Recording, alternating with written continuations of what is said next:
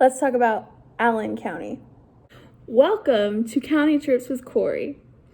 And I was saying co-trips with Co. Now, let me just say that I finally told my mother about all of this. And, my mother suddenly has standards for me. She said co-trips with Co was dumb and that I should say county trips with Corey. And let me tell you, when I showed her my Adams County video, and I don't mean just the one where I talked about what you can do in Adams County, I mean like the literal trip to Adams County, she dragged me. She criticized like everything. She was like, well, you should have done this, or like you could have done that, or like, and I was like, dang, like since when do you have standards? Like I thought anything I did was great enough for you, like questioning my life choices now. But she said it was good for a first video. So, also update, apparently I have 7 subscribers now. So that is like news to me because I thought I had 3 or 4. So I'm getting famous with my 7 subscribers. All right, so let's get back into Allen County. Allen County is probably most known for Fort Wayne, but there are other things you can do there. So you can go to Harlan, which I really considered going to because there's a Harlan, Kentucky. That region of Kentucky is known as Appalachia, and Harlan specifically is very like the heart of it and well known for that. And so I wanted to go because I thought I wanted to compare it to the Harlan, Kentucky, but I ended up not going there, and I don't really think they could have been comparable anyways. So Harlan intrigued me just because of the name. Another thing you can do is Leo Cedarville. So I read an article that it was the coolest small town in Indiana, and I mean, I wasn't that impressed with it, to be honest. They don't really have that much. Like, I hate to be that way, but they have what's called the Old Town Diner, and apparently that's closed. So that was one of the things to go do there. And then they have parks, and then they have a downtown, which is every small town has a downtown, and they all look the same, and they all do the same things, and yeah. So there was nothing particularly like drawing for me with Leo Cedarville, but it is ranked as the coolest small town. So feel free to check it out and tell me what you think. So let's get more into Fort Wayne, because Fort Wayne is actually where I did spend all of my time, and it has a lot. So let me tell you, I went to the Visitor Center of Fort Wayne, and they have like 82 or 84 parks just in Fort Wayne alone. And then Allen County on top of that has a lot more. So they like their parks. So if you're really into parks, Fort Wayne is definitely for you. So I'll go in order of what I have written here. And let me tell you, like I said, it's a lot. So this is going to be a lot. So one of the things you can do is the Fort Wayne Zoo. It's closed for the season, but it's known as the Children's Zoo. I'm not really sure why. It must be geared towards children.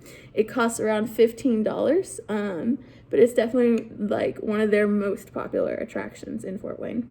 The next thing is the Botanical Garden, and it is officially named Follinger Freeman Botanical Garden.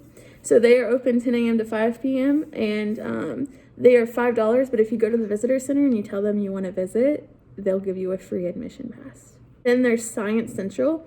That's like a science museum, and it's geared towards children, so I'm not really sure, unless you're going with children to Fort Wayne, that you really would want to hit it up. So Fort Wayne Air Museum. So I couldn't differentiate if this was the same thing as the Aviation Museum, and then at that, when I was looking about going to it, it is currently closed because they're moving some things around, and some things are located in a different location at the moment, and I'm not sure if it's even something you can go do right now. So that's something you could do, assuming that it's open and running like normal.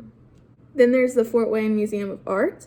They are free on Thursdays from 5 to 8 p.m. If you're a student, like a college student, it's like $6. And if you're going to buy an adult ticket, it is $8. So a museum you can go to is the Firefighters Museum. It is only $4 for adults, and if you're a student, it's $3. You can go with like a group and set up a tour, or you can just go, and the guy who was there on the day that I was there, assuming he's always there, he is a retired firefighter, and so he knows quite a bit, and he like kind of helps explain some things to you if you have questions, and kind of walks you around a bit of the first floor, but he does not go with you to the second floor. The Castle Gallery. So this is like an actual gallery that you can buy paintings at, but you can go and look around, and it should be free just to go look around. Then there's the History Center, and that is $6.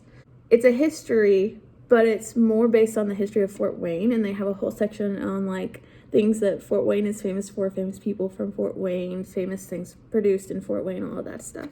Cathedral of the Immaculate. It is open 8:45 a.m. to 4:30 p.m. every weekday. So you can go in and pray or just go look around. I always think, I'm not the most religious person, and I'm certainly not a Catholic at this point, but I definitely think there's something beautiful in looking at old buildings and historically religious buildings. African American Historical Museum. So with this one, it's closed because of COVID, and I found that really disappointing because literally everything else is open, but that's their choice. So yeah. But when COVID's over, or when they feel comfortable, definitely go to that one. I'm going to say this wrong, but I think it's Carpel's Manuscript Library Museum. It could be Carpelli's, but I think it's Carpel's. And it's open Tuesdays 10 to 4, and it has 2 locations. So make sure you hit up both, or that you're at least aware of the second one if you only go to one. Now we can start getting into some of these parks. Headwaters Park, Promenade Park, Johnny Appleseed Park. So, you know, infamous Johnny Appleseed and all of that, right? Well, apparently he was based on a real guy. And Indiana likes to say that this guy is who that's based on. So if you go to Johnny Appleseed Park, you should be able to find a grave labeled for Johnny Appleseed. It says his real name, but it has in quotes Johnny Appleseed for his nickname. And that is supposedly who the Johnny Appleseed legend, story, fable, whatever, is based on. So in Allen County in general, there's the Little Wetlands Project, and that includes things like Eagle Marsh and a lot of the other marshes in the southern area near Fox County Park, I think it's called. Fox Island County Park. Yeah, they're all next to that. You can go to Lakeside Park and Rose Garden, Krieger Park, Frank Park, or Frank E. Park. I think it's Frank Park. There's an E on the end of the Frank, so it could be Frankie. Fox Island County Park, like I mentioned before. Lakeside Park. Acres Land and Trust, and Acres is in all caps. Solomon Farm Park, and there's animals there, so you should go to that one. Martin Luther King Memorial Bridge, and I suggest going at night because they light it up and there's different colors. Buckner Park. Chief Richardsville House. So the thing I'm going to say about this is it's part of a college. So while you can go into Chief Richardsville House, I read that there's not a lot to see there, and like it's the admissions office. So if you go in, they're going to probably like think you're trying to go to school there, or like ask you about school. And if you just say, I want to look around, I mean, I'm sure they'll say okay, but that's kind of awkward. Like, I don't know. I feel like I wouldn't go there, but I don't know that it's really worth your time. So I completely lied to you. Chief Richardsville House is not the one that's a school. That is the John H. Bass Mansion. I don't know what the Chief Richardsville House is. I can't believe I lied to you. Oh my God. Wow, I have become fake news, an uncredible source. Okay. So everything I just said about Chief Richardsville House should be John H. Bass Mansion. Now I gotta look up what Chief Richardsville House is.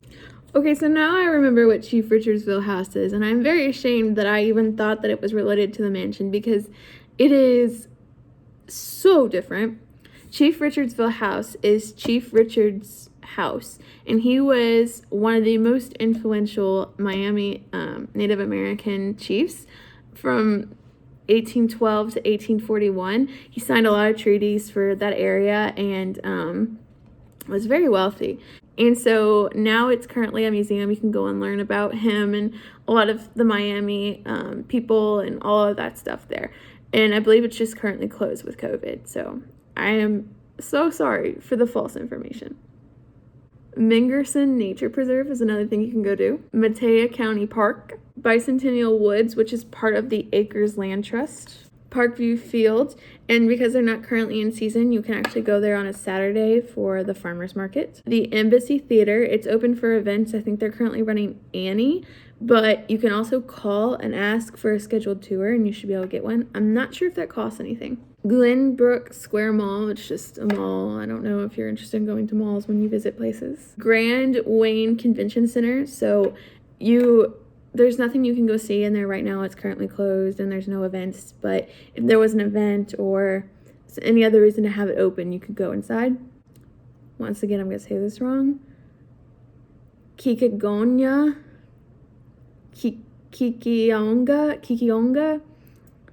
Cider Company.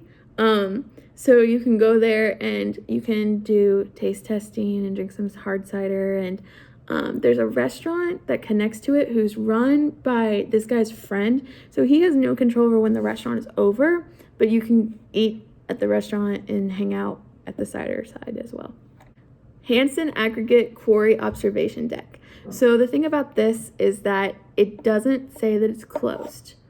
So I'm assuming you can go look, but it's literally just like a viewing deck in a hole. Because the quarry is like, I mean, yeah, it's like a deep hole and like that's cool and all that. And like there's facts about it. But it's like literally like I read a lot of reviews that said like, it's just not worth your time. I was tempted, but nothing said it was open and nothing said it was closed. So I wasn't going to drive all the way out there just to not be able to go see it, you know? Lindenwood Nature Preserve. Lawton Park. Historic Old Fort. So there are currently no events in 2020 because of COVID. They've all moved them to 2021. So if you can go, I mean, you could go because it's on the River Greenway. Like you can walk in there and look around, but like there's not a lot to see there. And I really wish I could have gone when there was an event because people dress up and cosplay. Well, it's not called cosplaying if it's like a reenactment. It's a reenactment. It's not a cosplay. People go and reenact, and there's like lots of fun things to do and see there. Tillman Park is another thing you can go do. Fort Wayne Railroad Museum. So this place, I think there's a lot more to do when COVID's not happening. They normally like have train rides and everything like that, but they're only doing free walk-in tours on Sundays from like noon to 4, and I think there's some on Saturday too. And you can go in and like do a self-guided tour, but it's not really anything like, with COVID, there's not a lot. Like they normally have events and the train runs and they do like that thing on Sundays and Saturdays, but right now it just may not be the right time to go. The Dyson Museum, which is free, and it's open Tuesdays, Wednesdays, Thursdays, Fridays. I know it's closed on Monday. River Greenway, which I mentioned earlier. So River Greenway, as far as I understand, wraps around part of the rivers. The 3 rivers that connect in Fort Wayne are St. Mary's, St. Joseph, and Maumee.